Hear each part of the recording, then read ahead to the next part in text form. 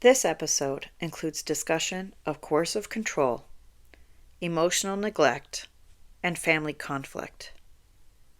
Please take care of yourself while listening. Hi, and welcome back to After the Quiet. This is episode 46. My aunt, who was also my godmother, was living with breast cancer that had metastasized.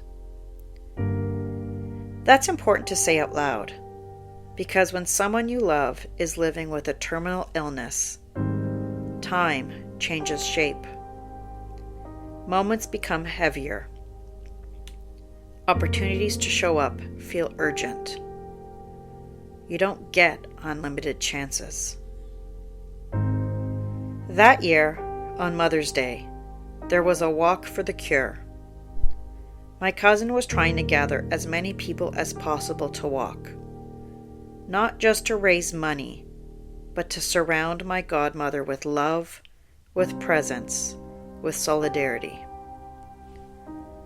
I really wanted to go. Not casually, not as a maybe.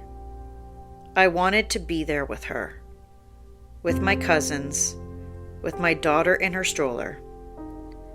I wanted to mark the day doing something meaningful, something that honored life, motherhood, and my godmother. His reaction was immediate. He didn't want to do a walk on Mother's Day. And if I wanted to go, I would need to find someone to watch the boys, because he wasn't going to. He had other plans. He wanted to ride his motorcycle with his friends. That was his choice. But I didn't get one. Because of the wedge he had already driven between me and my parents after my son's first communion, I couldn't ask my mom to watch the boys. That door had been quietly, deliberately closed. So I turned to my mother-in-law. She didn't hesitate. She happily watched my boys so I could go to the walk with my godmother, my cousins, and my daughter. And I remember standing there that day, pushing the stroller, walking beside a woman who was living with metastatic cancer, thinking, I'm a mother, and I don't even get to choose how I spend Mother's Day. I can't rely on my partner to spend a joyful day with our children.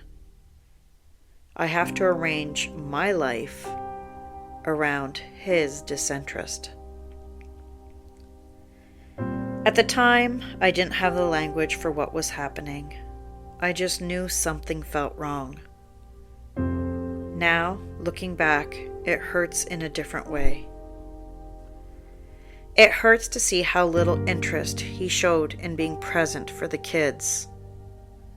Not just that day, but over time. And it hurts even more knowing that years later, he would manage to turn my kids against me.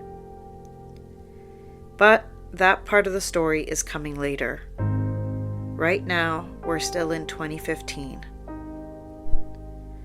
There are so many signs I ignored. So many moments where I doubted my own judgment instead of trusting it.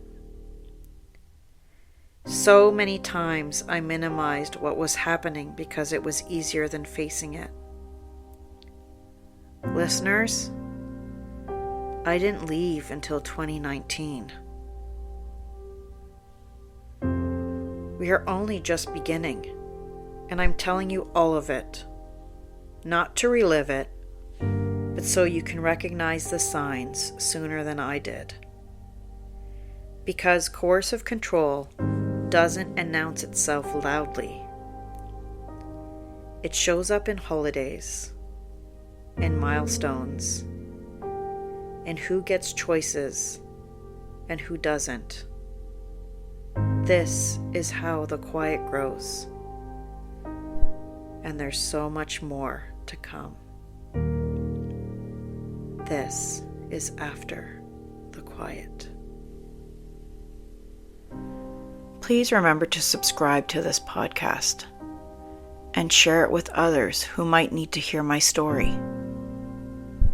And also join me on Instagram at after.the.quiet.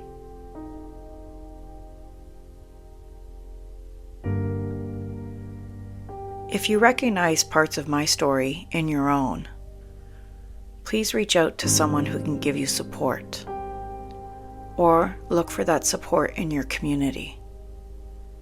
You are not weak for needing help. You are human. Your voice deserves to be heard.